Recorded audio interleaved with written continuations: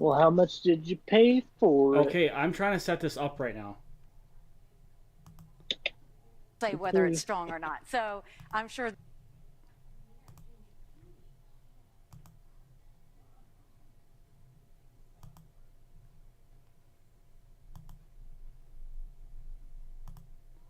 that you'll do that. But look, I mean, we want to do better than we did in Iowa. That's my personal goal, is to make sure we do better than we did in Okay, Iowa. pull All it right, up on let's the get to the screen. audience. Our first question comes from Benjamin Grazel. He's an undeclared voter who voted for Joe Biden in 2020, but he says he's currently supporting you. Benjamin. Hi, Benjamin. Hi, Governor. Thank you so much for being here tonight.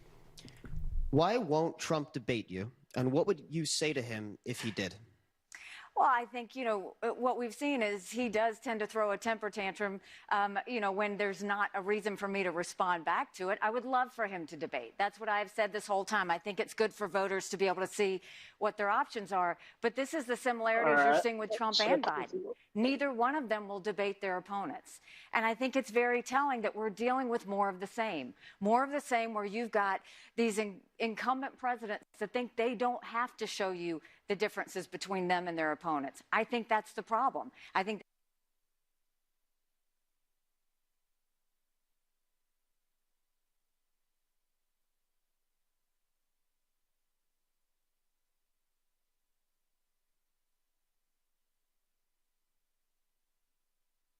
that's exactly why we need new generational leaders. This election is very much going to be, are we getting more of the same, or do we want to go in a new direction? More of the same being that 70% of Americans have said they don't want a rematch between Trump and Biden. The majority of Americans have very high disapproval numbers for both Trump and Biden. Trump and Biden both spent trillions of dollars that put us in debt that our kids are never going to forgive either one of them for. You look at the fact that we want to get them focused, but right now, do we really want to have two 80-year-olds running for president when we've got a country in disarray and a world on fire? And then you look finally at the fact that they are so distracted by their own investigations and by their own grievances that when I think about my kids, I want a president who's going to be focused on what we need to do to fix the economy, what we need to do to secure the border once and for all, what we need to do to make sure we get our kids reading again and going back to the basics in education, what we need to do to make sure that our country is safe. Those are the things. We don't need people that are distracted. We need people who love America and realize if your time is gone, move out of the way and let a new generation.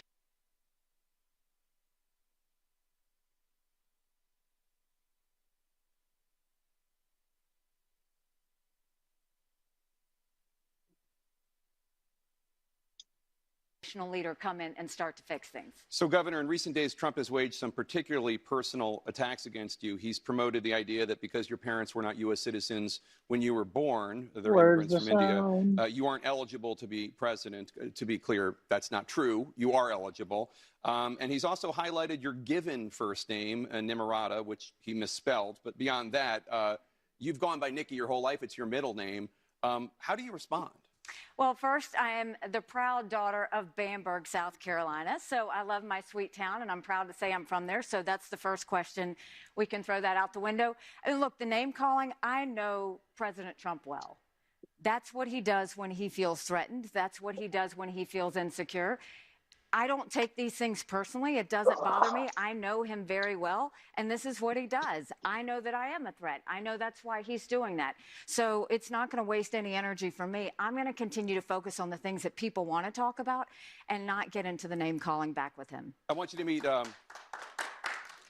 I want you to meet Lindsay That's what I Supernard. thought She it does was. administrative work in the government, and she's a Republican from Lee, New Hampshire. She Neil says she's undecided in the New Hampshire Republican primary. Lindsay. Hi, Lindsay.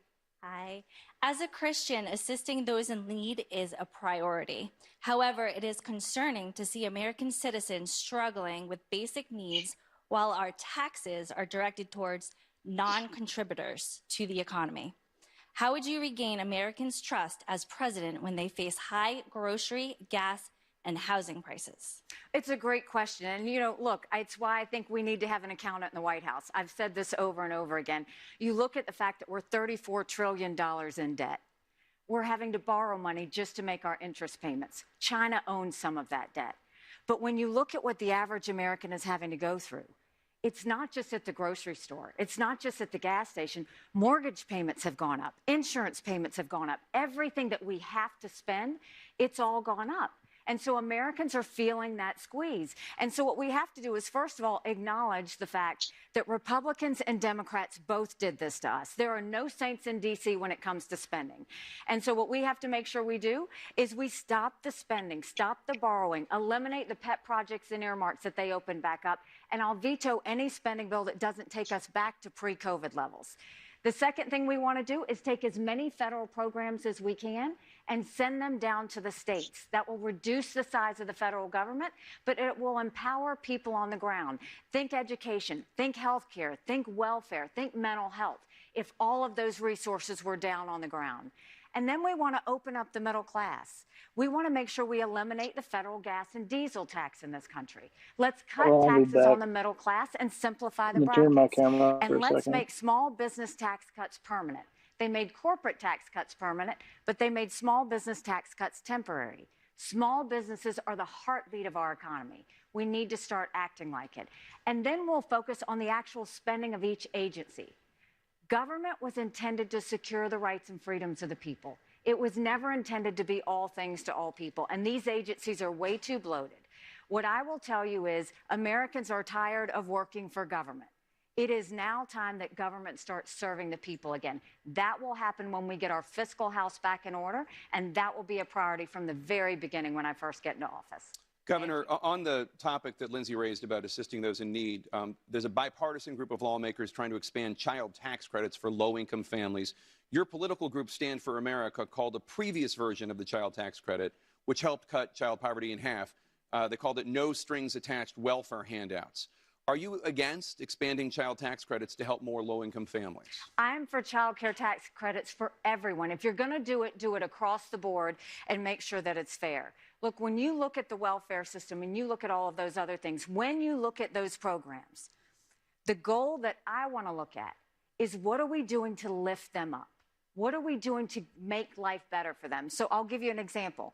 When I was governor in South Carolina, we had thousands of people on welfare. And what we did was I went and took those people that were on welfare, which in a lot of cases was generational welfare, and I matched them up with businesses. And I told businesses, if you will take this person and train them, I will pay for them for X number of weeks. And at the end of it, you decide if you want to hire them or not. We moved 35,000 people from welfare to work. We had family parties so that we could celebrate the fact that they were now contributing members of society. Don't just give handouts. What are you doing to lift them up too? And if you're going to do tax credits, do it for everybody. Don't play favorites. Don't pick winners and losers. That's not what we do in America. What we do is we focus on making sure that people aren't dependent on government, but that we're doing the part that we need to do. I'll give you one more. When we had our prison systems, I wanted to know how we could lower the recidivism rate in the country. We reformed the entire prison system to make sure we were doing quality classes when they were in prison. Now in South Carolina, we also put equipment behind the fence so that they learned a skill. Now in South Carolina, when someone leaves the fence, they've got a job to go to the next day. We have the lowest recidivism rate in the country. When you lift up the least of these, that's when you're doing sustainable progress. When you just throw out a tax credit and say, we're going to give it to these people or give it to these people, that's not sustaining anything. That's actually harming them. Instead, let's do the harder work and say, what can we do to get them into a better situation? So let's turn to Lucas Washko. He's a student here at New England College, originally from the great Commonwealth of Pennsylvania. He's a Republican who says he's currently undecided. Lucas. Hi, Lucas. Hi. I grew up in Philadelphia and have seen my city go in a bad direction with drugs running rampant through the streets and criminals feeling like they can do anything they want, not only in Philadelphia, but other great cities like New York City and Chicago. What will you do to stop this and return these places to their former glory? It's true, and my son goes to school not far from there, and I worry every time he goes into the city. The first thing we need to do is we have got to defund sanctuary cities. You can't have safe havens for all of this lawlessness that's happening. It's not just illegal immigrants. It creates lawlessness throughout the city. The second thing is our law enforcement is demoralized, not just because you had this, defund the police situation, but because they go and sacrifice their lives to keep us all safe. And do you know how frustrating it is for them to arrest someone who committed a crime and have them just let back out of jail the very next day? We need to make prosecutors prosecute according to the crime. You have to hold people accountable. Until they start to pay a price for committing a crime, they're going to continue to do it. And in the meantime, that way we can start to get stolen guns off the street. We can start to get drug dealers off the street. We can start to clean up our cities because people will know they're not going to get away with it anymore. That is happening throughout our country. I was in California several months back, and it was shocking. If you went into a drugstore, you had a security officer there, but people were literally just throwing things in a bag and walking out because they knew there was no price to pay. We are a country of laws. The second we stop being a country of laws, we give up everything this country was founded on. We've got to get back to where we were. On the matter of illegal narcotics, I want to ask you, marijuana is currently classified in the top category of the most dangerous drugs in the country, alongside heroin and LSD. Last week, scientists at the FDA said that marijuana should be moved to a much lower risk classification. Would you support that? I mean, I think I'll go with the scientists on that. I think it's obviously not in the same class as heroin. But I also think when you're looking at the legalization of this, I want states to be able to decide that. That's something that should be as close to the people as possible. Some states are all for it and want to see that happen, and some states want nothing to do with it. But I do think that should be more of a state decision on whether they legalize it or not. I want you to meet Kavya Navarthi. She's a college student originally from New Jersey. She's an undeclared voter who is currently undecided between you and Ron DeSantis. Kavya. Hi, Kavya. Hi, Governor Haley.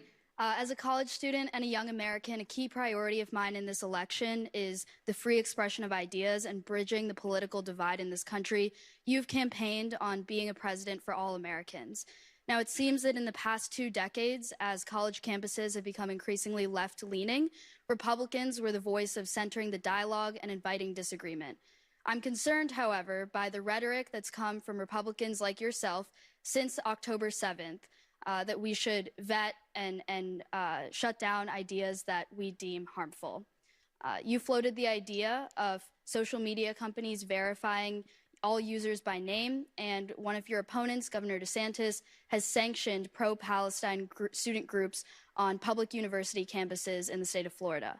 So my question is, will you commit to being principled on free speech, meaning supporting even that speech that you disagree with? And if yes, what's your plan to do that? So I will always fight for freedom of speech. What I was referring to when it comes to our tech companies is there is a responsibility that our social media companies have. What I think they should do is they should show us their algorithms. They should be completely transparent so that you know why they push what they push, why you see what you see, all of that. That's a business transparency situation. When it comes to disclosing who you are, I'm not saying that Americans have to disclose their name. What I'm saying is you have millions of foreign bots where there are no people behind them. When I was at the United Nations, Russia, China, and Iran knew and said it was the cheapest form of warfare. There are millions of bots that are spreading disinformation, that are sowing division in our country, and they're doing this to spread harmful things to our younger teenagers. And what I'm saying is those social media companies have to do something with the foreign bots. I will always fight for Americans' freedom of speech, but I am not going to fight for Russians and Iranians and Chinese freedom of speech. And that's what's happening. That's the part we have to take care of. Now, as a mom, do I wish everybody would put their name next to their comment? I think it would be great. I think it would be more civil. I think we would have less, of the child pornography. I think we'd have less of the other things. But I'm not going to saying government should make anybody do anything. What I do think is this is a national security risk when tech companies know that there are millions of foreign bots and they're doing absolutely nothing about it. If you go, it's another reason why I think we have to ban TikTok. India banned TikTok because it was causing so much social disruption. Nepal did the same thing. Why are we continuing to have a social media platform that is controlled by the Chinese Communist Party that we know is doing harmful things to us, like putting Osama bin Laden's letter up there and all those things? That's what I don't want. I want you to have as much freedom of speech as possible. I do not want those that hate us to be able to have freedom of speech and cause division in our country. I want to bring in Doug House. He's the founder of a financial planning firm from Atkinson, New Hampshire. He's a Republican who says he supports you. Doug? Hi, Doug. Hi, Governor Haley. Thank you for being here, and a sincere thank you for the effort and time you've put into our state. Appreciate it. Thank you. So your campaign has brought in some meaningful contributions from some rather wealthy Democrat support. And many of us are anticipating that next Tuesday, you're going to perform very well here in New Hampshire. However, some of that may be fueled by Democratic voters who are participating in our primary.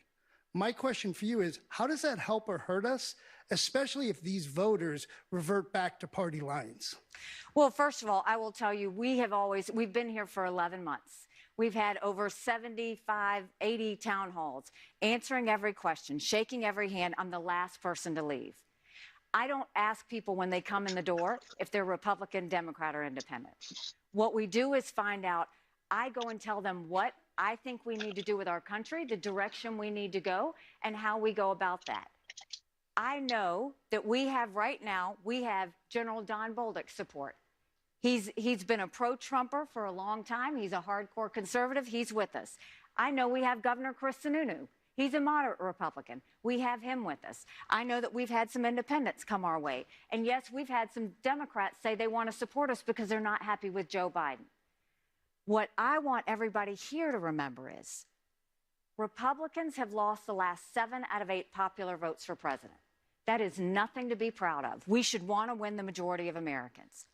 The problem is, if you're going to win the majority of Americans, you have to make sure, as a leader, you don't decide who's good and who's bad, who's right and who's wrong. You bring out the best of people and get them to move forward. What I am doing is telling people what I'm for. If independents and conservative and moderate Republicans like that, I love that. If conservative Democrats are saying, I want to come back home to the Republican Party because they left it, I want them back. We're not trying to target progressives. They're never going to be for me. I know that we have differences, but what I will do is I want the younger voter. I want those moderates. I want those independents. I want them to come back home to the Republican Party because that's how we win. And that is why if you look at any general election poll, Trump and Biden are even. On a good day, Trump will be up by 2 points. I defeat Biden by 17 points in the Wall Street Journal poll. When you do that, that's a double-digit win that takes you into D.C. That's a mandate to get the wasteful spending under control and get our economy back on track. That's a mandate to get our kids reading again and go back to the basics on education. That's a mandate to secure our border with no more excuses. That's a mandate for law and order back in our country, and that's a mandate for a strong America we can be proud of. And so let's remember, it's the problem I've had with the Republican Party. They want to push people out of the party. I want to bring people into the party because at the end of the day, we have to heal and unify as Americans. If we are going to go and get this country out of disarray, and if we're going to make sure we have a strong America going forward. So Donald Trump is not willing to debate you, but he is very much the elephant in the room. And I want to ask you about something he posted on his social media at 1:59 a.m. this morning on Truth Social, continuing his assertion that he should have blanket immunity for anything he did as president, including the events surrounding January 6, 2021. He wrote, quote, in all caps, just in case. Of course. Yes. He wrote, quote, even events that cross the line must fall under total immunity, unquote. What are your thoughts on that? No, I mean, it should be common sense, right? Common sense. Obviously, if a president is doing something and it's related to, whether it's terrorist threats or something like that and people die, that's one thing. But do you get just total freedom to do whatever you want? No, that's never the way it was intended to be. There needs to be accountability. No one is above the law. But I'm not a lawyer, so I don't know what the limits are, but I think we should be using common sense when it comes to that. Well, on accountability, if you become president and Donald Trump's trials are still ongoing, would you preemptively pardon him without waiting for a conviction the way that Gerald Ford did for Richard Nixon? No, I think everything needs to play out. I think it's important that that happens. And I honestly think President Trump would want that to happen. If he wants to defend himself and prove that he has been treated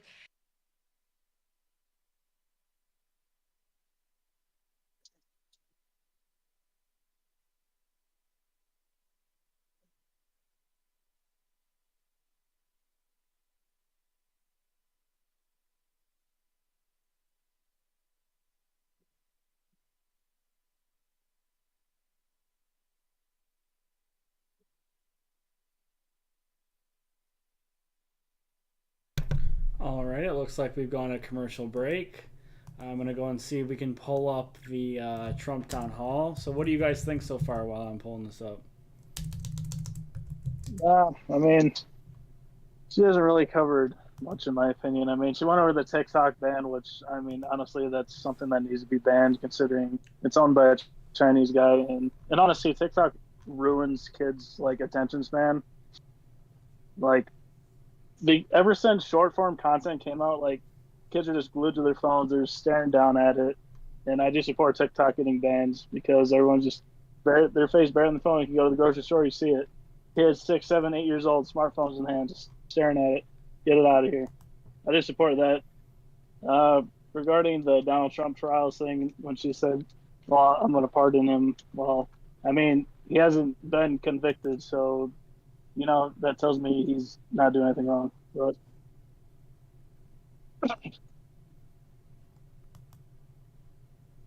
well, I can't say that he hasn't done anything wrong. I mean, the reality is he's facing federal indictment and he's being sued, you know. So the reality is that he can't be acquitted. We'll see. But, you know, Nikki Haley's making the right decision, saying, I'm not going to acquit someone unless they, you know, get convicted of a crime. Because the point of you know, giving someone, you know, doing that at the presidential level is not to say you're innocent, but it's meant to say, like, look, in the context of healing the country and mending wounds and putting things forward, I may consider it. I think Nikki Haley's answers are good. I just wish she'd push back on that one college teenager who came up, who was trying to slip in some pro-Hamas, pro-Palestinian crap.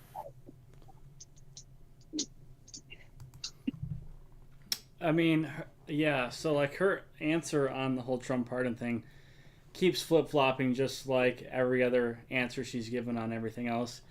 A few weeks ago when she was asked this question, she said, indefinitely, I'm going to pardon him.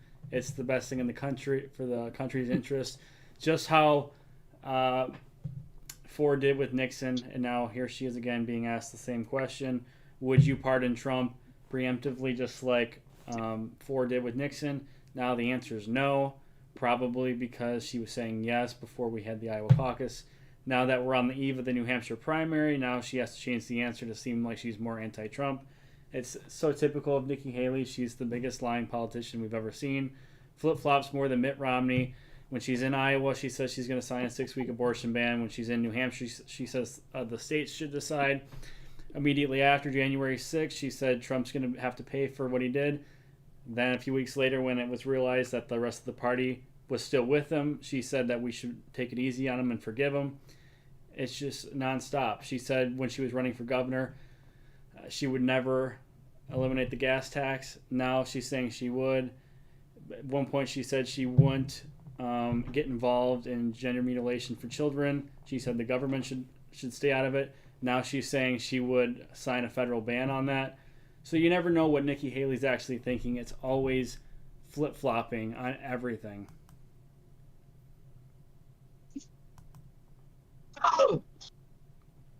I mean, yeah, that's hardly Nikki Haley's biggest downfall is her flip-flopping on every single policy that she's ever asked about. I mean, if she would just stick to one answer and just stay with the answer, then she wouldn't have this issue. I mean, if she would just give the same answer multiple times, then people would probably have more backing for it. But the fact she keeps changing how she says things really doesn't help her. Absolutely.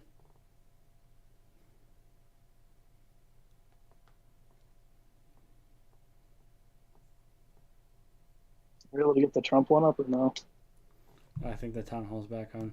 The day of the Iowa caucuses, I assume you've been able to, since, I hope. It was probably about 2 or 3 days that he had no connection. And so that's always tough because you're kind of holding your breath and you can't. But I have since, yes, we got a chance to talk. And so all is good on his front. You know, it's when you have a loved one deployed, it's that year-long prayer that they just come back home to you safely. So we're incredibly proud of him and his military brothers and sisters that are serving, and God bless them for what they do. Yeah, one of our team members backstage, her son just got home from Iraq. I mean, oh, like, God bless. Yeah. I mean, they go through a lot. And, you know, it's the reason why we have to remember, you can't just love our men and women when they're gone. We got to love them when they come back home, too. Yeah. And so when our veterans come back, you got to love them for the long haul, because sometimes they come back and times are tough. Yeah, no, absolutely, absolutely. I want you to meet Scott Towns. He's from Ware, New Hampshire. He works in customer service. He's a Republican who voted for Joe Biden in 2020, but he says he's currently supporting you. Scott? Scott, good to see you. Good to see you too, Governor Haley. How would you address the Houthi rebels in the Red Sea and their provocations without expanding the war in the Middle East? So again, the frustration that I have with why we're in this situation is all of this could have been prevented. And what we saw is after the debacle in Afghanistan, all of our enemies felt empowered. And keep in mind, there would be no Houthis without Iran. There wouldn't be Hamas without Iran. There wouldn't be Hezbollah without Iran. And what truly fueled Iran was when Biden fell all over himself to get back into the Iran deal. When he lifted the sanctions on Iran, it was the most dangerous thing he could have done. When he lifted the terrorist label off the Houthis, again, that was another thing he never should have done. What we know about Iran and all of their proxies is when they get cash, it doesn't go to take care of the Iranian people. It goes to fuel terrorism. And that's what's happened. And now we have that area of the Red Sea. That's a dramatic part of our global supply chain. And so now that they have started causing trouble there, you know, what we're seeing Biden do is now he's like, we're going to go put the terrorist designation back on them. And now, even if you put the sanctions back on Iran, it's going to take a while to do that. And so our goal should always be, how do you prevent war? That's the number one thing. How do you prevent war? And the best way you prevent war is to deter it in the first place. That doesn't mean putting your head in the sand. It actually means showing strength. So when Iran started shooting at our men and women in Iraq and Syria, why did it take 130 times for Biden to do something about it? If he had hit hard one time where all of the supplies were of the missiles that were going to shoot at them, if he had done that once, they would have backed off. We've seen this with Iran over and over again. Reagan did this. Trump did this. When you go and you punch them hard, whether it's where those depots are that it's happening or whether you go after the Iranian regime's military commanders, that is what they respond to. And so now we've got to go back and find our strength again. And that's the one thing I'll tell you is when I was at the United Nations, I told countries what America was for and what America was against. I didn't care if they didn't like me, but I wanted them to respect America. We've lost that respect. We've got to get it back again. So I want to ask you, you mentioned the tragic withdrawal of U.S. forces from Afghanistan. And I wanted to ask you a follow on that because I've seen criticism of that withdrawal that faulted both the Biden administration for how it was done and also the Trump administration for negotiating the agreement to leave to begin with. And we all remember President Trump wanting to bring the Taliban to Camp David. I think it was near the anniversary of 9/11 and the rest. You worked for Donald Trump at the time or around that time, so I'm sure your criticisms were internal, not external. I wasn't there at the time that happened. But tell me what you thought of the deal that he ultimately negotiated with the Taliban that then the Biden administration inherited. And again, I'm not trying to exempt them from the withdrawal, but Trump played a role here too. What did you think of that? So I think that there's a little bit of fault to go around to all sides. The first thing is I think that, this pressure by the American public to get out of wars was important. We had been in Afghanistan way too long. I mean, as my husband served in Afghanistan, I mean, they will tell you, you can't go and recreate a culture. You can't go and build a new country. You should never try and turn a country into something it's not. And I think that was a terrible mistake.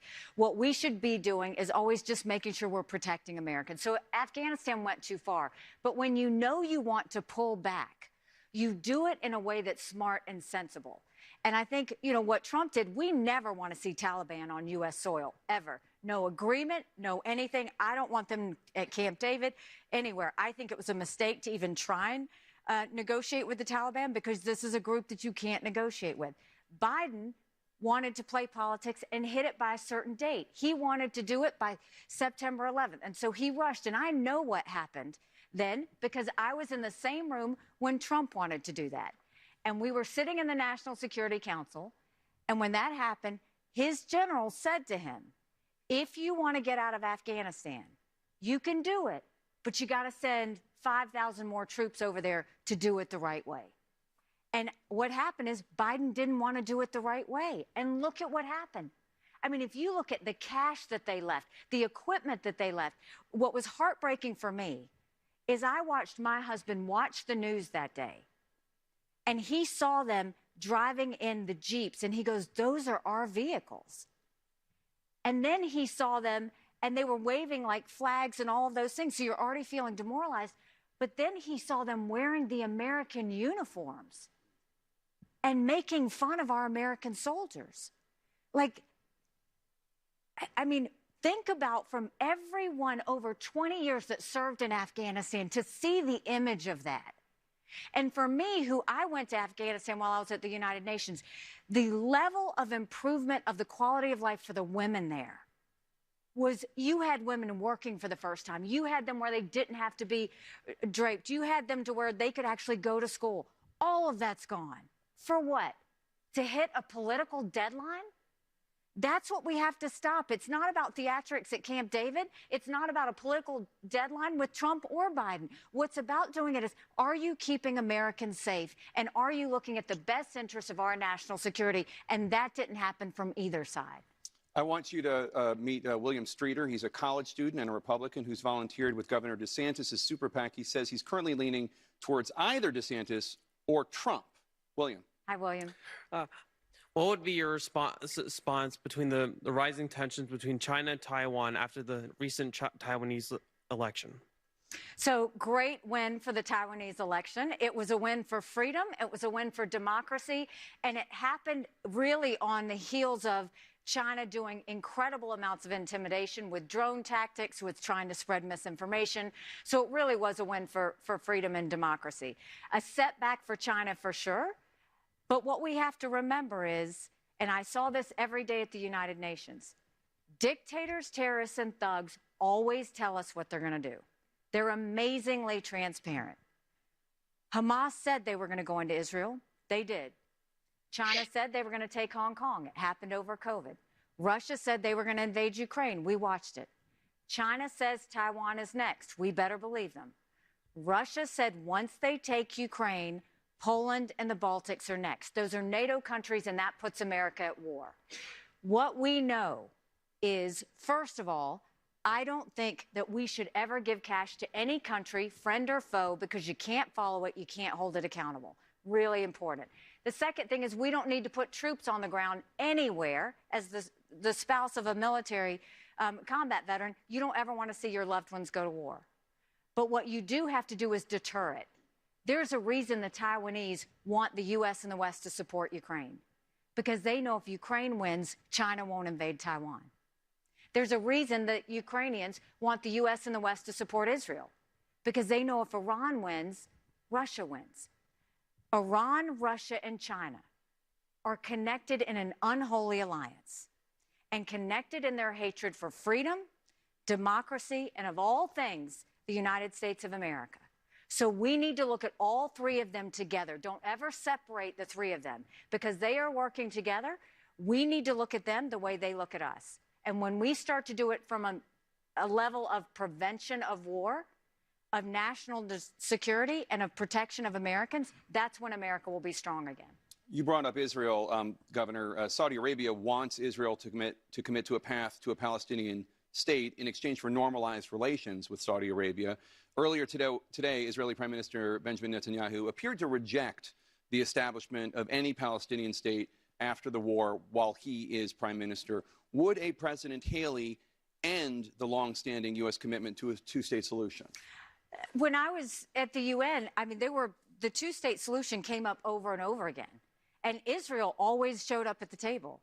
The Palestinians always rejected the two-state solution. And the reason they rejected the two-state solution is because they want a one-state solution. The Palestinians don't want Israel to exist. We saw that over and over again. Any discussions we had with them, the Palestinian Authority doesn't want to negotiate with Israel. So all the heat always goes to Israel. And people always forgive the fact that the Palestinians are saying no at every breath. Israel is a bright spot in a tough neighborhood. They are the tip of the spear when it comes to defeating terrorism. It has never been that Israel needs America.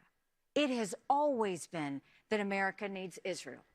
And what we have to remember is on that horrific day of October 7th, when they beheaded those people and burned those babies alive and took those girls from the concert and raped them and dragged their naked bodies through the streets of Gaza, what did they say?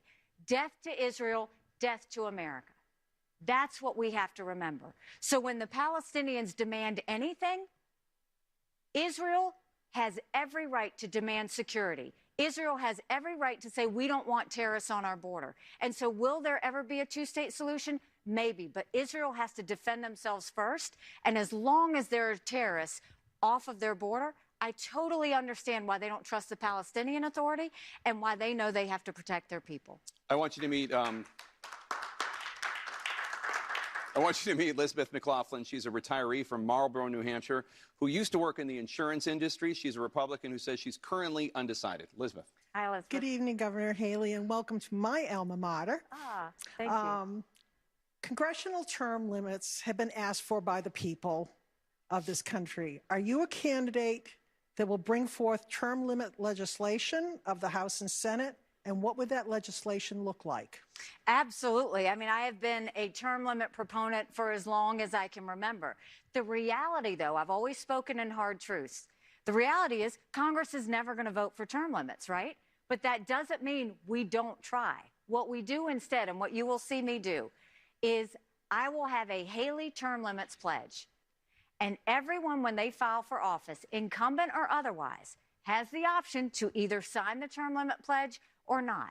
And then I'm going to put all of that out for you so that you know exactly which candidates are for it and which candidates are not.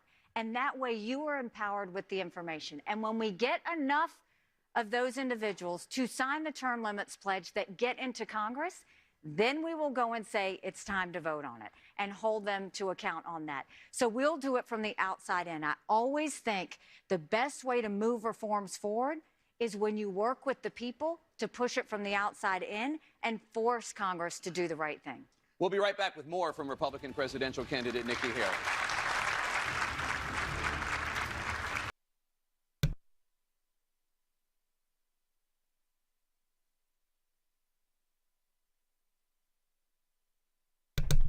My mic was freaking muted. Every time we turn to this Trump town hall or interview, it's on a commercial. All right. Well, they must have run at the same time then. Dad, do you want to start? Yeah. So the whole withdrawal in Afghanistan, we can all agree that that was terrible. During that time period, I was actually over there. I was in the Arabian Gulf. We were off the coast. And, you know, there was talks like, hey, we're going to have to bring people on. And then they're like, yeah, never mind. We're not bringing anybody on. But still, if they would have taken their damn time, they could have gotten all the equipment out. But then there's people that argue, oh, it's going to cost way too much to get that equipment out. Yeah, but guess what? Now the Taliban are in the top 5 world's strongest militaries because of all the stuff we left over there. And that should have never happened.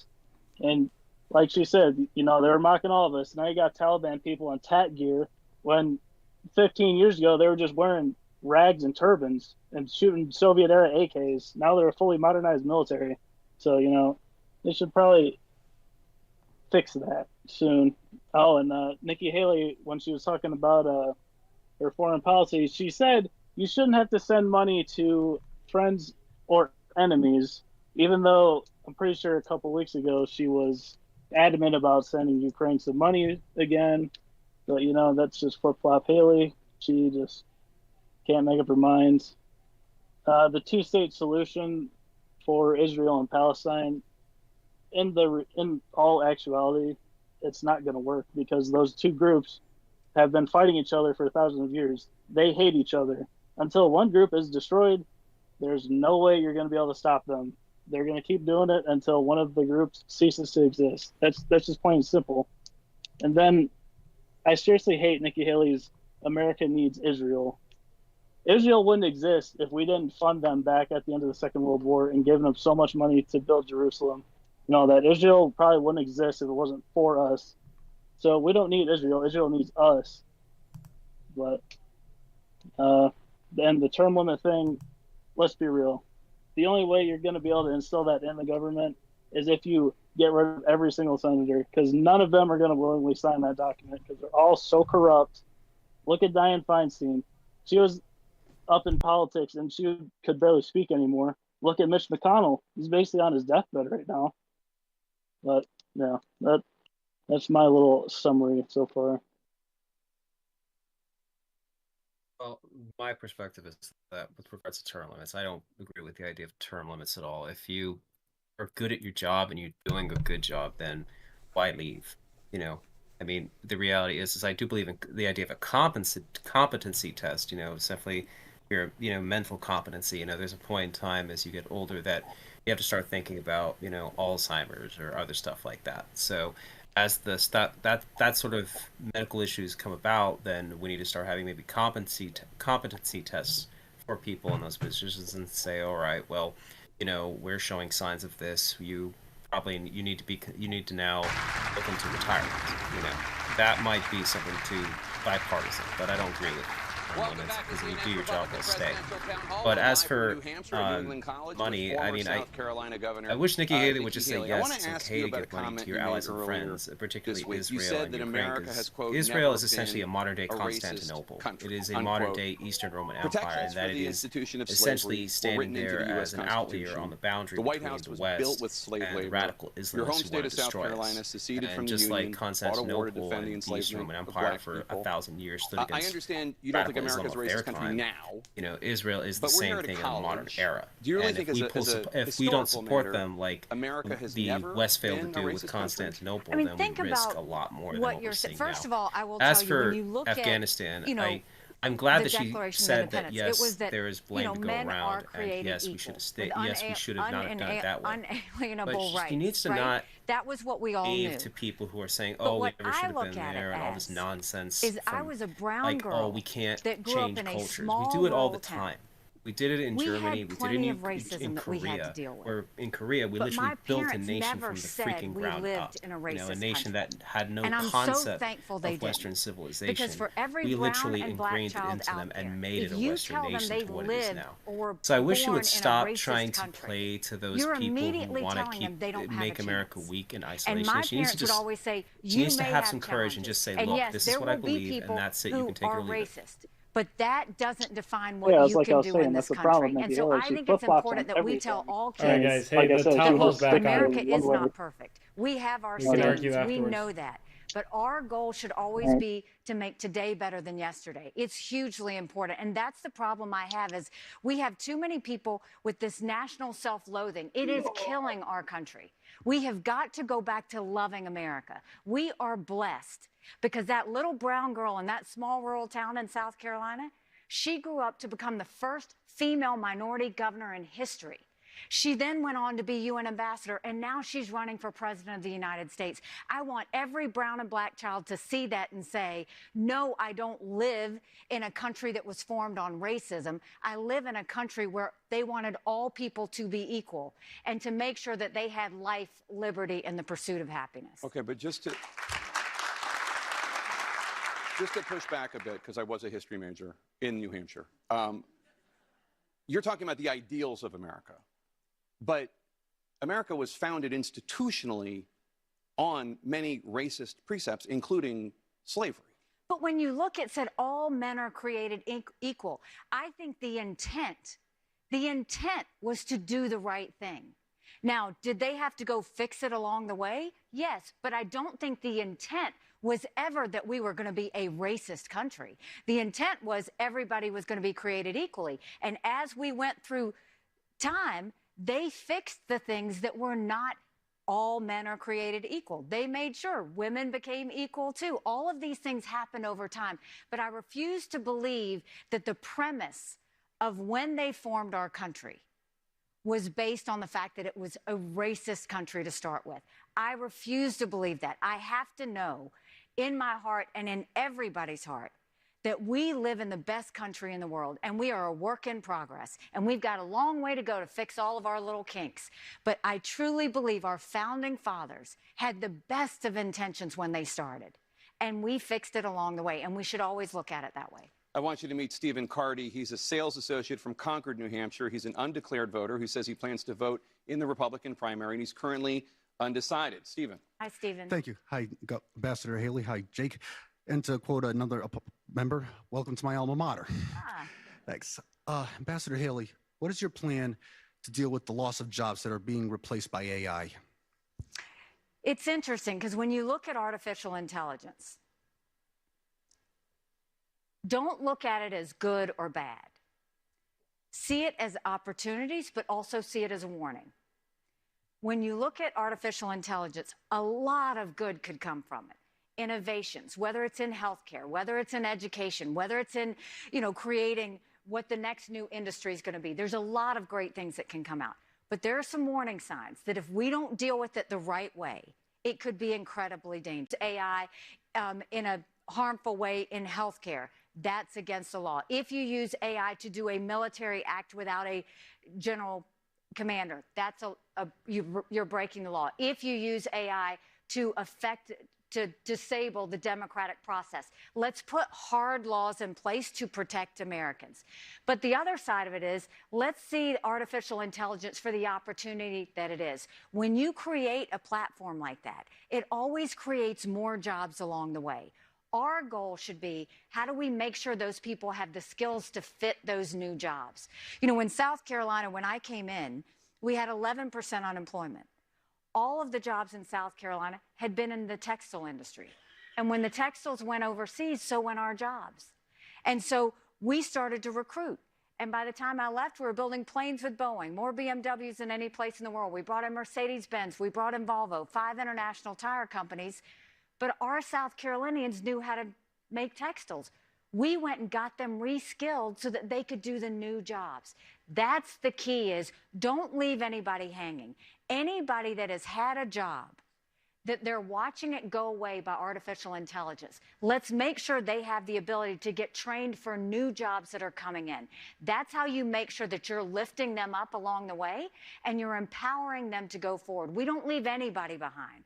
We put opportunities in front of everybody so that they can always see a way forward. I want you to meet Isaiah Menning. He's a college student who founded his school's chapter of the American Conservation Coalition. He's a Republican who says he's leaning towards supporting you in the primary. Isaiah? Thank you for being with us, Governor. Thank you. Governor Haley, in the first debate, you were the only candidate who acknowledged the reality of climate change, encouraging many young conservatives like me. You also pointed out the significance of emissions from countries like China and India. How will your administration help reduce global emissions, and how can priorities like American energy dominance support that goal? It's interesting because I think that this has been made to be a partisan issue, and it shouldn't be. Without knowing where any of you stand, we all want clean air. We all want clean water. We all want a world for our kids that we know is going to be strong and healthy for them. And so if you look at that, then it's how do we get there, right? I do think climate change is real. I think that's acknowledging a fact. We need to acknowledge our facts to know where we go. The problem is we've seen extremes. So we've seen some people who say, oh, climate change doesn't exist. And then we see others who say, like Biden, we have to have as many electric cars. Everybody's got to drive an electric car by 2033. That's not, you don't live in extremes. Instead, yes, we acknowledge that China and India are a massive emitter when it comes to that, and that we need to call them out on it. But you also look at what's the transition. Rather than demonizing producers, partner with the producers, because you'll find a lot of the energy producers want to do innovation. We see this nuclear fusion that's happening now. There's some real opportunities there to go and look with that. But if you go and partner with them, that's when it happens. You look at what Biden did. And by passing all of that stimulus money to go get everybody into an electric car, what did he do? It didn't even make sense. We don't even have the infrastructure, bless you, if everybody went to electric car. And I'm not talking about charging stations.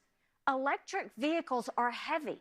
Our roads and bridges wouldn't be able to handle electric cars like that. And not only that, Americans don't all want electric cars. Quit telling them how to live. I love the fact that this is a live free or die state. I want it to be the live free or die country. That's what I want to see happen.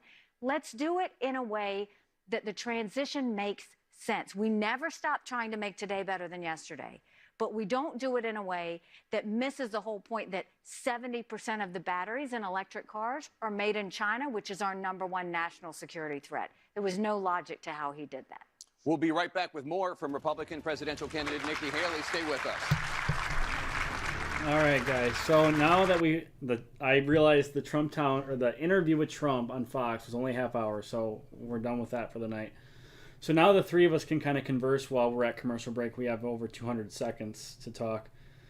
So I guess I'll start. So this whole Afghanistan thing, yes, the initial invasion was the correct thing to do. Obviously, we were attacked, and Afghanistan was harboring the terrorists who plotted the attack and carried it out. So invading was correct, but the problem was everything that followed afterwards. So you invade a country to round up the terrorists who attacked us and to get their leader out, Osama bin Laden. At the end of 2001, we had him cornered in the mountains, and this comes from special forces themselves. They've been on record saying this. They had him cornered, and they were given instructions to not pursue him. And with that, he slipped into the mountains and over into Pakistan, and the war continued on for 10 more years after that. They didn't actually get him till 2011, and most of Al-Qaeda and their training camps were wiped out by the spring of 2002. So if they had just gotten bin Laden in the mountains in December of 2001 and then left after they wiped out Al-Qaeda, we would have saved so many American lives and so much money, and it was such a waste of time.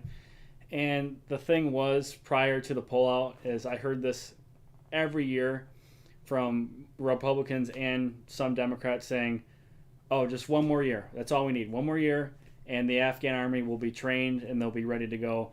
They're just experiencing low morale right now. If you give us just one more year, we'll have them ready to go to fight and defend their own country. And the thing is, they kept saying that every year. One more year, one more year, one more year. No, it's not one more year.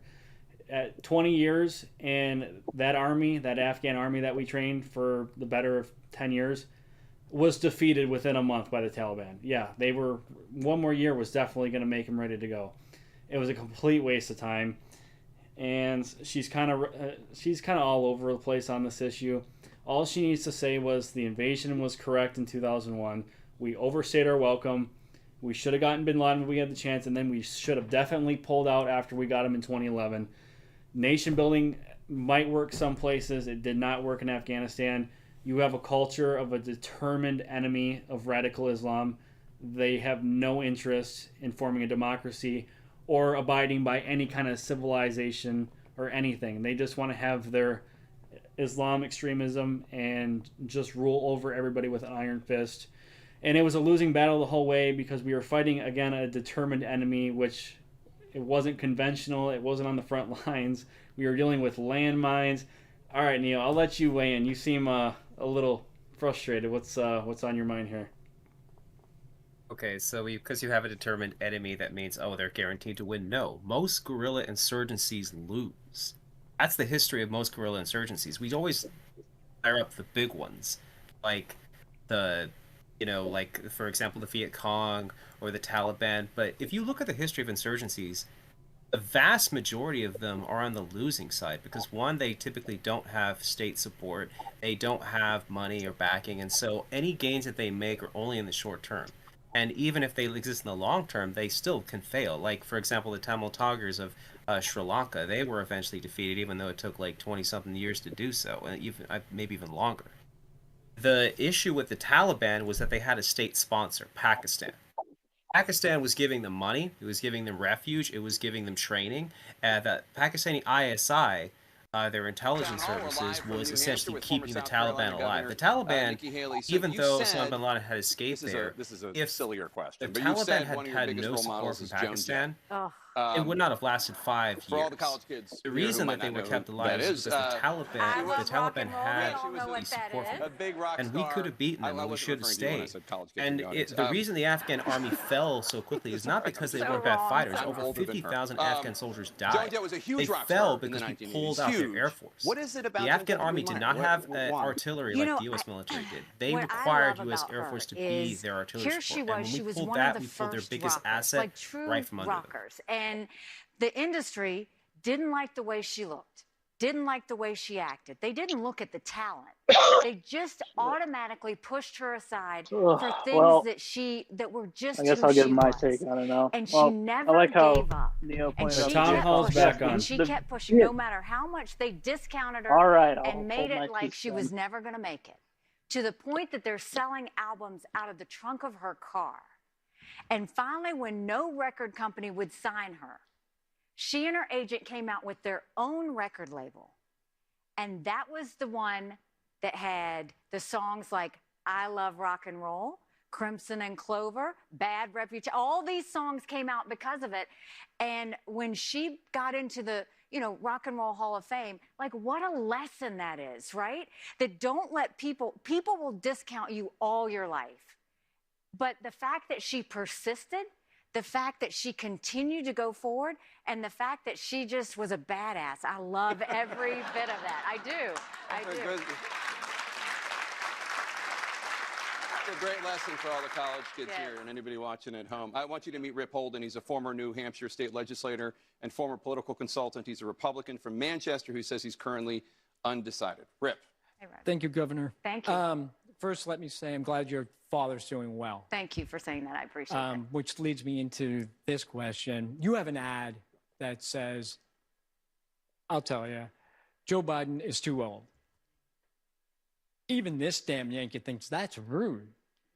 So is that the kind of image that you or a presidential candidate should project rather than issues? You know what I'm always going to do is tell, or are you not remember the age median of the state before you answer that question. No, and it's, I have always spoken in hard truths because I think Americans deserve the truth. I always want the truth, and I think they want it back. I don't sugarcoat things because I don't think we have time for that. I have said both Biden and Trump would mean that our options would give us an 80-year-old president. We have a country in disarray and a world on fire. I am acknowledging what everybody else is thinking. They're just not saying it. I'm going to say it because our families are on the line. We need someone who's going to be at the top of their game. We need someone who's going to be, these are people making decisions on our national security. These are people making decisions on the future of our economy.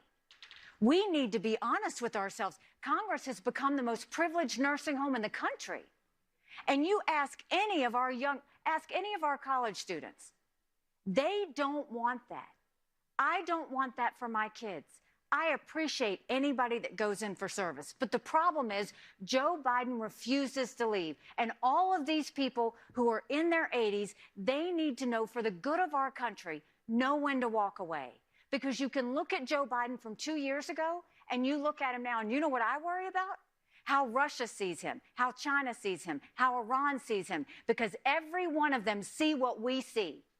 And if no one else will say it, I'm going to say it. We don't need to have our options be two 80-year-olds running for president. We've got too many issues. We need to have a new generational leader. That's not being disrespectful. I'm from the South. That's speaking the hard truth. So one of those elderly gentlemen you just referred to is on a different channel, and since he's not here willing to debate you, I did want to give you an opportunity to rebut something he just said. He said you have no chance, you have no hope. MAGA's not going to be with you. I'm obviously talking about Donald Trump. Yeah, no, I figured. Your response? Yeah, I mean, I think if he thinks I have no chance and I have no hope, then why is he running millions of dollars of ads against me? If he thinks I had no chance and I have no hope, then why, then when I served in his cabinet, did he say I was tough, the best UN ambassador he ever had, and no one could even move me? I mean, he gave me all this praise until I decided to run against him. This is not personal for me. I don't hate Donald Trump. I voted for him twice. I agree with a lot of his policies. But rightly or wrongly, chaos follows him. And everybody knows I'm right. And we can't continue down this path and go through 4 more years of chaos. We won't survive it. You don't fix Democrat chaos with Republican chaos. So he can say everything that he wants, that I don't have a chance. He wouldn't say it.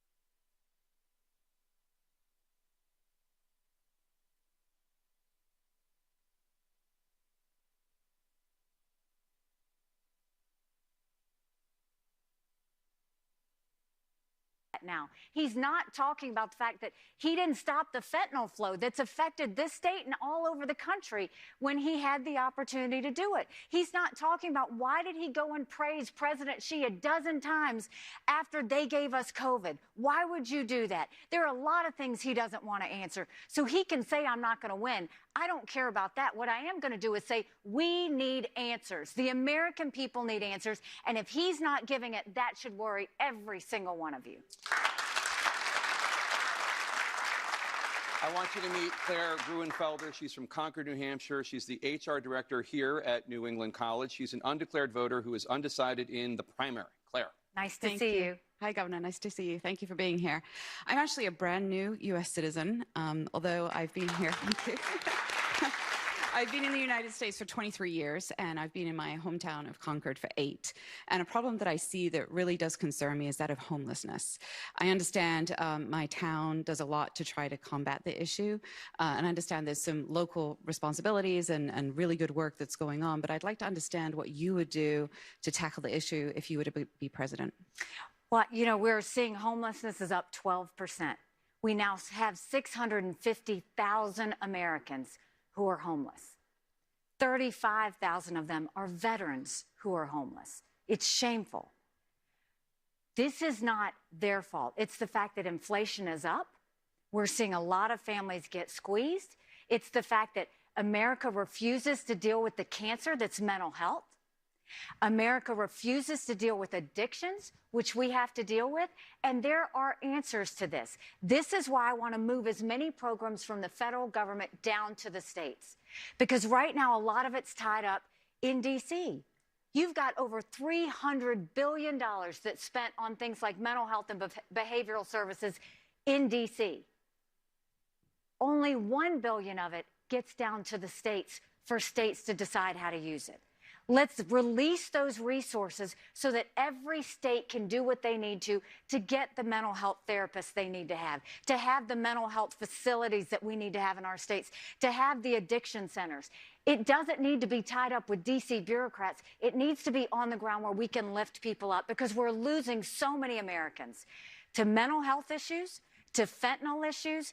The economy, we can get them back on track, but we got to get them well first, and then we get them trained, like what I said we did with our welfare recipients. What I said we did with our prison inmates is getting them trained, but we need to start bringing these resources down, because what you're seeing is the federal government is assuming that one size fits all for all the states. And that's not true. I would much rather have those resources go to Governor Sununu and him say, this is where we need this mental health facility. This is where we need this addiction center. That's what I want to do. And presidents typically meet with governors once a year. I will meet with our governors once a quarter, Republican and Democrat, with the sole purpose of, when we move those programs down, showing them the best ways that they can go about serving their people so that they're more empowered by that process. I want you to meet Marie Mulroy. She's a retiree who worked in public health. She's an undeclared voter from Manchester who supported Joe Biden in 2020 and now says she's planning on voting for you in the primary. Marie. Yay, Marie. Thank you. Oh, thank you, Governor. And also want to thank you for taking the time to visit and get us to see as many voters as you have. And so my question is kind of in that regard. And so with all the town halls, all the debates, all the conversations with individuals, can you share a little bit of how that experience has refined or shaped any of your policies? Look, I think that, and I was like this as a governor, I was like this as ambassador, I really love to be out with people because, no offense, Jake, but like the media is not real life. And but you go to a town hall and they will tell you everything. I'll give you an example. I had this woman come up to me, and before she came up to me, she was crying. So I knew something was wrong. And she came up to me and she said, I saw you last week at X town. And she said, this is a picture. And she showed me a picture, and she was in the audience and she had herself circled. And I said, oh, how nice. And she said, at the moment that I was sitting in that town hall, my son died of fentanyl. And she said, I need to know that meant something. I need to know that me being there is okay. You don't forget things like that. That sits with you in a way that nothing else can. I mean, talking to that person, talking to a veteran that comes and says everything you're saying about how veterans need telehealth and mental health care, or, a veteran's military spouse, when you hear those things, it makes it very real. What I've found out from New Hampshire is we don't talk enough about the northern border. The southern border is in terrible shape, but 500 people on the terrorist watch list have come through the northern border. You look at the fentanyl and all of that. I learned that from you because you've been affected by it every day. When I look at how New Hampshire really focuses on single moms, we were at a great center that helps single moms that that have babies that get back on track. Learning about the addictions that New Hampshire's had, learning about the veterans issues that New Hampshire's had, listening to the story of that mom where she dealt with a fentanyl issue, talking about the importance of school choice and why parents want that so much, or the fact that they want to know that the economy continues to squeeze them no matter how much Joe Biden says the economy is good. Nobody in New Hampshire feels that. But those are the things I'll take away with me, because those stories and those faces and those people, that is what makes you a good leader, because you can read all the books that you want and you can watch all the news that you want. But if you don't hear what real people are saying and what real people care about, you'll never truly lead in a way that lifts up everybody. Our thanks to Governor Haley, and thanks to our audience here at New England College. Make sure to join us next Tuesday, January 23rd, starting at 4 p.m. Eastern, for CNN special live coverage of the New Hampshire primary. Stay right here. Caitlin Collins and Abby Phillip have analysis of this town.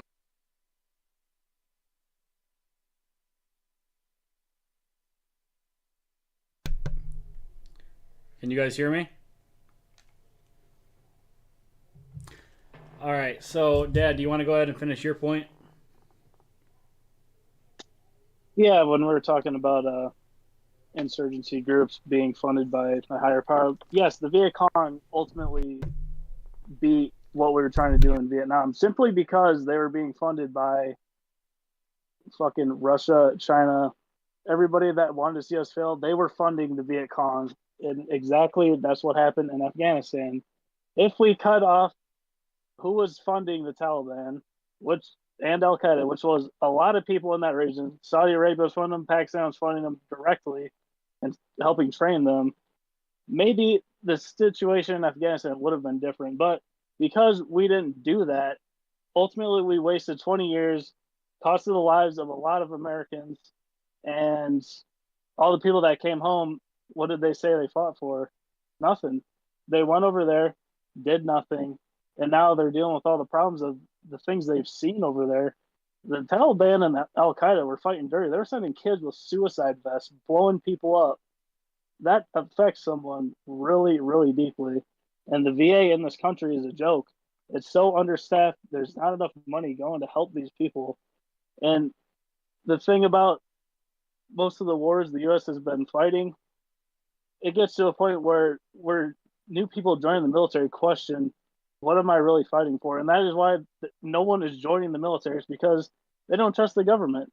The government is going to get them killed for it's politicians' wars now. It's not about freedom of country like it was right after 9/11. That's why everyone was joining, because it was a sense of country.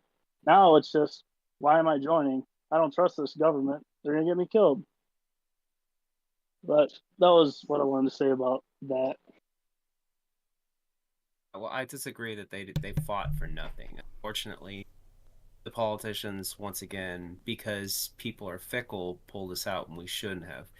Al Qaeda is a spent force, thankfully. The reality is Al Qaeda is the remaining elements of that are merging into the Taliban, which is actually a dangerous thing because the Taliban, are growing in strength. I mean, if you watch their stuff on YouTube, they've got like a bunch of stuff they're putting out there, and they're essentially sticking it in our face. And the reality is that this is an embarrassment in a national state in America, and it shouldn't have happened that way. And nor should it have even happened, in my even opinion. And I still hold the position that we need to go back. There needs to be political will behind that and a popular support to get there. But the reality is that no superpower can remain a superpower if it's okay with losing wars. The minute a superpower feels it's okay to accept a loss in a war, it stops being a superpower. All right. Well, I mean, if you guys want to keep going back and forth on foreign policy, I'll let you guys. But I want to make a few other comments on some other issues. So, as we were getting to the end of that town hall, again, I'm taking mental notes, and the amount of Democrats that are coming out for Nikki Haley should alarm any Republican. Anyone who calls himself a Republican, 100%. a conservative, if you're not alarmed by that, then maybe you're not as right wing as you thought you were. This was my biggest gripe with Chris Christie. Like, yeah, I have the MAGA hat on, but honestly, I never cared about his beef with Trump. I really just didn't. I think the election's about us. It's about the country. So I would watch his town halls and I would hear him out, and he had some good ideas on some stuff. But then he was trying so hard to cater to the left because he realized that's who was coming to his town halls. Every person who would stand up would say, I'm a lifelong Democrat. I voted for Biden in 2020. Now I want to support you. And I'm sitting there thinking, okay, well, why would I support this guy when it's nonstop left-wingers coming out to support him? And now those same people are migrating to Haley, which I don't understand. Like, there's nothing moderate about Haley. If you look at her record on paper, it's pretty conservative. It's not left-wing. It's not moderate. And now Nikki Haley's trying to adopt Chris Christie's never Trumper attitude. And let's not forget, Chris Christie supported gender mutilation for children. He said he evolved his position on gay marriage, so on and so forth. So he was not a true conservative, and that's why I broke with Chris Christie. And now the same thing's happening with Nikki Haley. That's her core support in Iowa last week was independents and Democrats who came out the day of and changed their registration to vote for her. And that's going to be the same story in New Hampshire. And I'm sorry, but you're not going to win a Republican primary with Democrats. That's just not going to happen. And another thing, that guy that asked the question about, like, why would you make fun of, or why would you point out Joe Biden's old age? Should we really be hitting below the belt like that? That's not hitting below the belt, okay? Joe Biden is 81 years old, and he's clearly suffering some kind of mental decline. And he has the nuclear codes. Like, that's a clear and present danger to all of us. If he were to, like, slip up one day and we had an emergency and we didn't have somebody to fill in time, we'd be screwed. We can't have somebody with that much power that's in the decline that he's in. I'll open it up to you guys on whatever you want to comment on. And then after that, I want to move on to what's going to happen on Tuesday. I'm going to give my prediction, then I want to hear your guys' thoughts. And then beyond that, Nevada and South Carolina. But whoever wants to go can start. Like you said, the old guy getting all offended over calling Joe Biden old. It's the truth. He's old. He's old. He's in his 80s. He's old. And the weird thing is, how is he president considering the normal U.S. citizen's average age of retirement 65 to 70? Like, he shouldn't be in office right now. There's just no feasible way he should be there. And I'd just like to point out, she kind of grazed on the border situation. She glanced over for like a minute near the end. And honestly, I don't remember what she said last time about the border. I'm pretty sure she said she's going to secure it, just like everyone else is in this race. They're going to secure it and finish what Donald Trump started, finishing the wall. But I do like that you pointed out the northern border. I mean, that's not as big of a problem, but the southern border definitely needs to get under control sooner rather than later, because the whole reason this is going on is because, let's be real, the Democrats know they can't steal the election again, so they're bringing in all these illegals, giving them an asylum, and giving them a voting pass, and they're telling them, hey, you're going to vote for Joe Biden, all right? And that's the only way they're going to win, okay? I hate to break it to you, but the deep state is real. But I pretty much said all I got to say. What do you got, Neil? Well, I don't think Nikki Haley, as long as she doesn't change the core positions of what she believes in, because it's okay to bring independents in. You know, independents help decide the general election. That's just a fact. You know, you have to win enough independents over in order to win in a general election on a national scale. That's just a fact. If you can convince a few Democrats even to come to your side, hey, but the you have to be careful about that, because the problem you get is what you have with Chris Christie, like you mentioned, which is where then, in order to try and appeal to those people, you start changing your beliefs to fit that situation, and that's a problem. So when Chris Christie, for example, said on the debate stage that with regards to genital mutilation on the transgender issue, and he said, well, I would not get the state involved with that, that's up to the parents. I thought that was beyond the pale, because there is a serious problem with this progressive indoctrination trying to essentially groom children to be their little pet social projects on, you know, their left-wing ideology of, that there is no such thing as gender and these kids are going to be the future of it. You're screwing these kids over for life to do that. And it's the reality is it's that concerned me, obviously, with Chris Christie when I considered supporting him. But I think that Nikki Haley needs to, in some positions, just stand firm and just say, look, this is where I'm at, this is what I believe, you take it or leave it. I don't know what will happen. I know that maybe even politically right now it may help her in New Hampshire with the primaries, because he has a certain chance of beating Trump, but we'll see what goes beyond that. Yeah, so, I mean, I totally agree with what you just said. Like, I don't agree with a lot of Nikki Haley's stances on stuff, but, like, I know her stances on stuff, and when she goes and, like, changes her tune based on who she's talking to, that just looks fake. Like, I would respect her more if she just, like, took a position, even if I didn't like it, and just stood by it and said, hey, this is what I believe, take it or leave it. But so let's get into predictions. So Trump wins Iowa caucus with 51% of the vote. DeSantis, Haley, close battle for second. DeSantis edges out a victory, which I predicted. A lot of people were saying she was going to beat him out for second. I didn't buy into that because, again, the weather, it was going to be so cold, and her supporters are not as enthusiastic as Trump's and DeSantis's. And then so now we go to New Hampshire, and DeSantis is not doing well in New Hampshire. Chris Christie is out, and I looked at a poll of where, like, his supporters were going to go. I think 60 to 65% said Haley. And with Ramaswamy out of the race, I would assume that other 40% is probably going to go to mostly DeSantis. I would assume. I mean, I don't know where else it would go. I mean, I doubt it's going to go to Trump. But I've been checking the polls every day. I've been checking them all day today. And we have two new ones out. One had Trump at 50. The other one had him at 52. So I really think this is all but over. Haley might give him a little bit of run for his money, might come a little close. I'm predicting, like, I don't know, 35% maybe.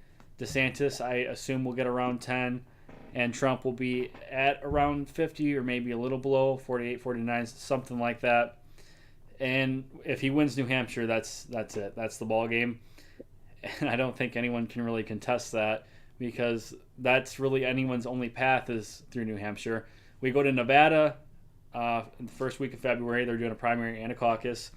So Nikki Haley won't be on the ballot for the caucus. So it'll be just Trump and DeSantis. Right now, Trump is blowing him out. I think he's sitting at like 70%. So he's going to win that. He's projected to win the Virgin Islands, which is caucusing on the same day as Nevada. And then we go into South Carolina, which will be Nikki Haley's and DeSantis' last stand. Haley's, that's her home state, and I think she's at like 20-something%.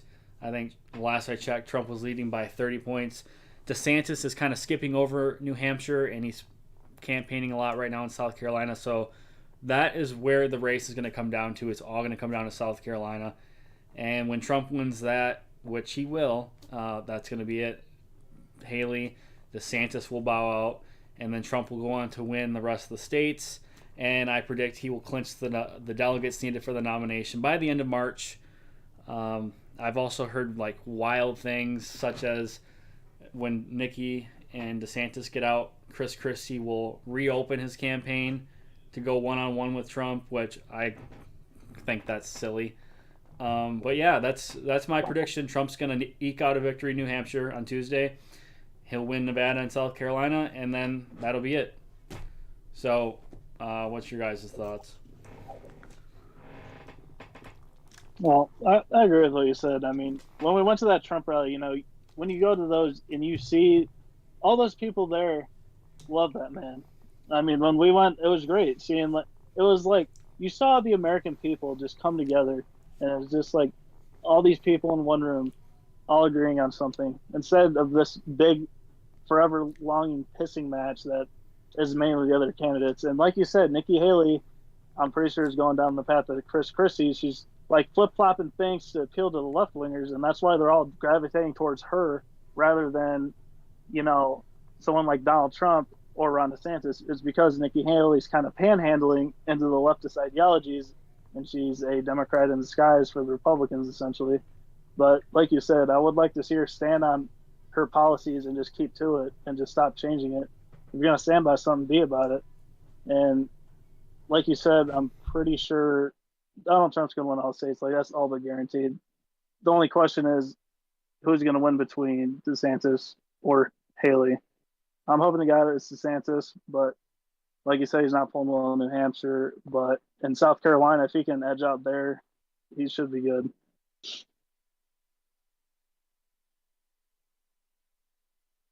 Well, I got the Iowa prediction wrong. I thought DeSantis would win, but we all saw what happened. I was watching it. I was actually over my favorite sushi place in Tempe, watching the whole thing unfold, and I was like, I was tempted to drink some beers to drown out my depression, but I said, you know what?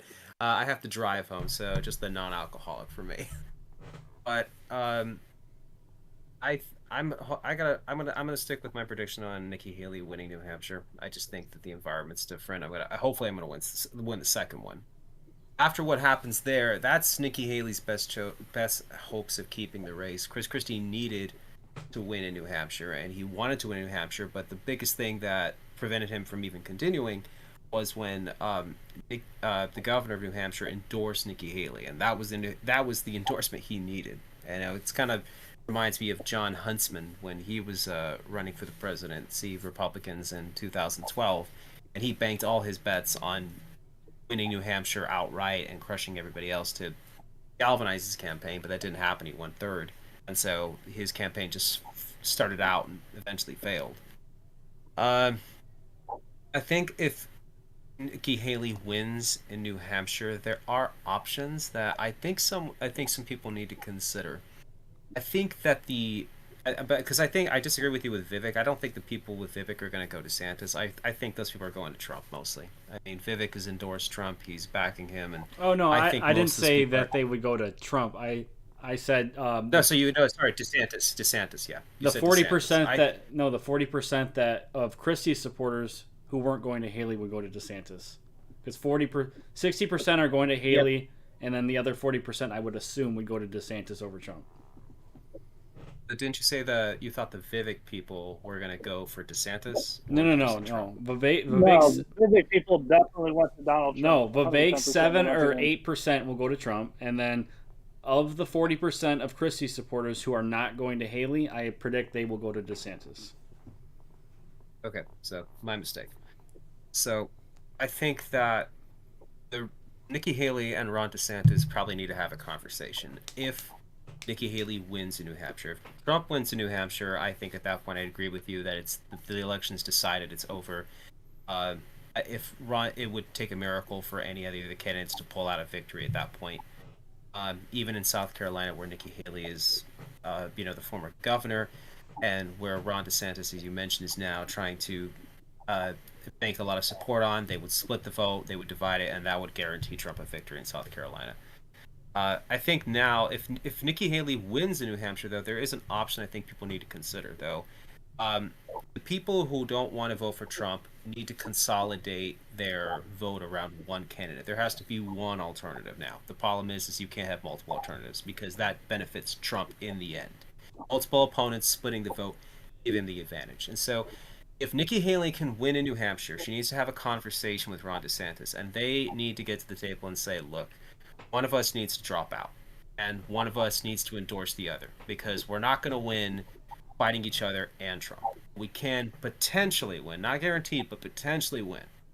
Get a victory potentially somewhere if we get behind one person who we can say is the anti-Trump candidate or the non-Trump candidate, or with the conservative Republican appeal without the problems.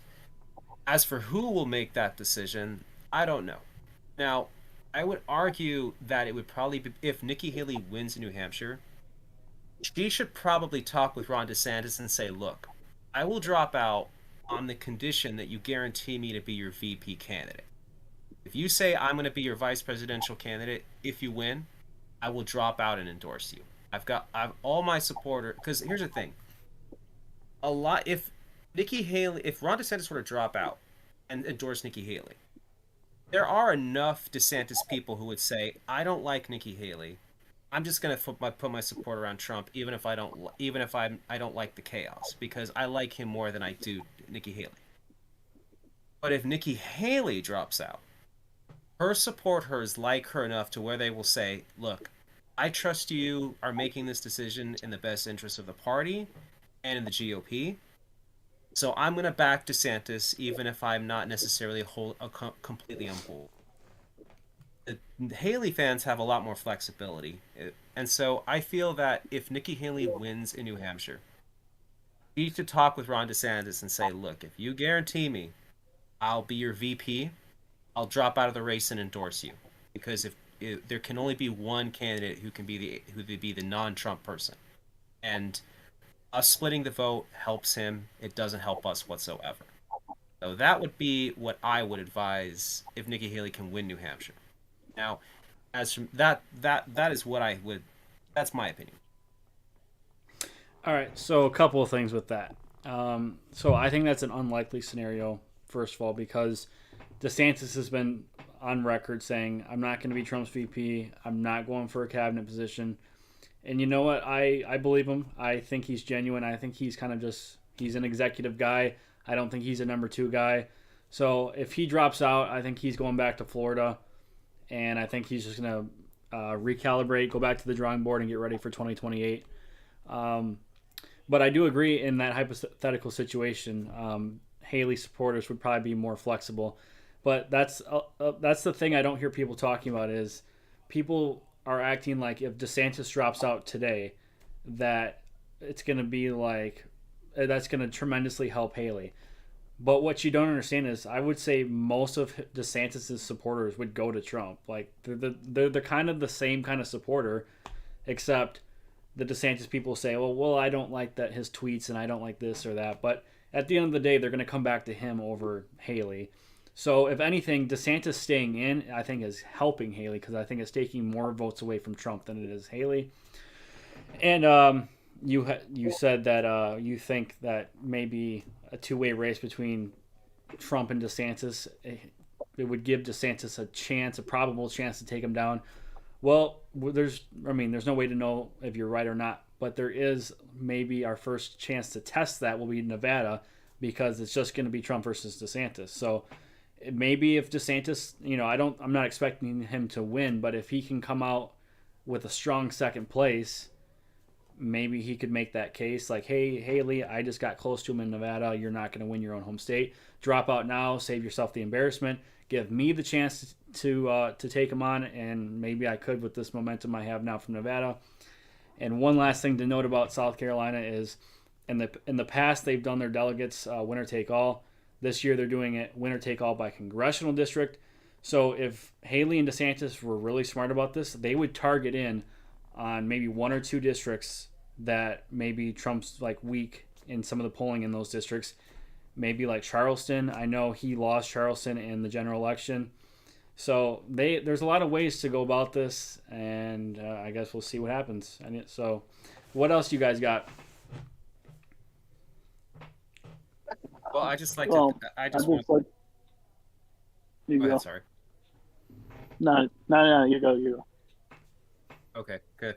I don't want to, because I talked a while, so I wanted to let you get in. But like I said, I agree that if Trump wins New Hampshire, it's just decided. The election at that point is going to go his way, and I think that at that point, people are going to have to make their decisions. Although it's going to be risky if he gets convicted. But here's the thing, though: I still believe that if Nikki Haley can win New Hampshire, if she does win New Hampshire, her best option after winning New Hampshire, if she can win it, and I'm really hoping she will, is then to go to Ron DeSantis and say, look, you need to win Nevada, or at least get close there, and then you need to repeat that in South Carolina. And us splitting the vote there is only going to guarantee Trump a victory. So if she can win New Hampshire, my advice to Nikki Haley would be to use that as an advantage to go to Ron DeSantis and say, look, if I drop out now, I'll endorse you as long as you guarantee me as your VP. Because at that point, if she can win New Hampshire, she has the best bargaining position in that moment right there. And Ron DeSantis will really be faced with some people who say, oh, we don't want to make Nikki Haley the VP. But then he's going to say to them, look, I would rather have Nikki Haley as my VP and get all our supporters on board and give us a chance of beating Trump, rather than lose. And I think enough Ron DeSantis people will say, they'll be like, because there's a lot of libertarian people who follow him, and they're going to be like, they'll grudgingly accept it. But I think that would be Nikki Haley. I don't think Nikki Haley's going to win the presidency at this point. I really think that she should just put all her best efforts in winning New Hampshire and use that as a bargaining position to get a VP position with Dan DeSantis' campaign.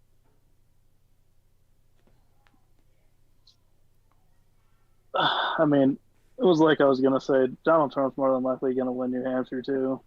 But if Ron DeSantis and Nikki Haley came to the table and came to an agreement, which is highly unlikely considering, like you said, DeSantis is like, if it's not me, then I'm not going to do it. It ultimately puts Nikki Haley in a tough spot. But if DeSantis does drop out of the race, like you said, I guarantee you a lot of his voters will just go to Trump, and then it'll just be a blowout, and Haley is just going to be eliminated regardless. But who knows? If Donald Trump gets convicted somehow by our great legal system, then the shit will get really interesting if that happens. But I guess we'll just have to wait and see. Yeah, because I just don't think there's any upside to Ron DeSantis dropping out and then saying I'm going to endorse Nikki Haley, because I agree with you. There would be enough people in his campaign who would say, well, I don't like Nikki Haley. I'm going to go now vote for Trump because I'd rather vote for him because I don't like Nikki Haley personally. But there is a huge advantage to Ron DeSantis, though, if Nikki Haley were to drop out and endorse him. But the only way she can do that in a position of strength is if she wins New Hampshire. So if I were Nikki Haley, I would pray and give every effort to winning New Hampshire and use that if she can pull it off, and I hope she will, and I believe she will. But I was wrong in Iowa, so take what I just said with a grain of salt. If she can do it, then she's in the best position to get a bargaining position to say to DeSantis, "Give me the VP spot, and you've got my back, and and I'll endorse you, and I'll drop out." Because if she does that, then DeSantis has a chance of winning. All right. It's all a time game at this point. We just got to see what happens. All right. So, do we have any other topics we want to discuss? Well, if I lose this next one, I don't know what I'll do. I'll probably because I lost the first one, and I was already, like I said, at my favorite sushi place in Tempe, and I was tempted to drink, but I decided, I'm driving, so I'm not gonna drink and drive. But this time, I'll probably go somewhere within walking distance, and if that happens, I'll just say, you know what, Screw it. You probably have to get like your wife or someone to drive you home. Let's get an Uber. Yeah, probably one of those. All right. Well, we have anything else here? There's one thing that I was able to talk about, and it was when they asked Nikki Haley that America was founded to be a racist country, and we all know how they thought back then. When they said all men are created equal, back then they implied all white people. I'm not trying to be racist here. That's just how they thought back in the day. They seriously thought black people were lesser than white men. They also thought women were lesser than men. And that's why up until, the 1960s, when you had segregation getting abolished and black people getting all the rights, then you also had, the amendment that allowed women to vote. And I think Nikki Haley just tiptoeing around the question. I mean, just be straight up and honest about it. That's what they were thinking back in the day. That's how they all thought. Like, you can be honest about it. I just found that kind of interesting. She would tiptoe around that topic. She's pandering. She's just pandering. That's all it is. I don't agree, but I don't agree with that. But I'm all debated out right now. All right. Well, sounds good. Thanks for coming, everybody. Neo, do you want to join us on Tuesday for our election night coverage? I'll have to see if I'm working that night, but I'll let you know. Just because, when I work in retail, so I have to have a very flexible schedule. All right, sounds good. Just let us know. It's ironic because, again, most people who work in my field are liberal. I'm probably one of the few conservatives. Well, that's funny. Jeez, how do you survive that? Yeah. All right. Well, thanks, guys. It was good. We had a decent amount of people for town hall, and I look forward to our next visit.